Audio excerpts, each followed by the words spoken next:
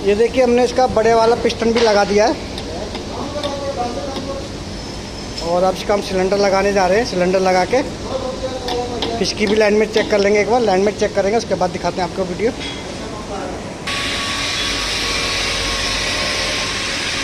तो देखिए इसका दोनों सिलेंडर हमने फंसा दिए हैं।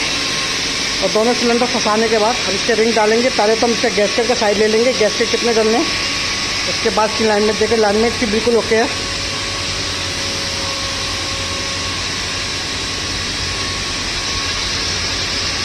तो चलिए गैसकेट का साइड लेके डालते हैं, इसका रिंग डालते हैं।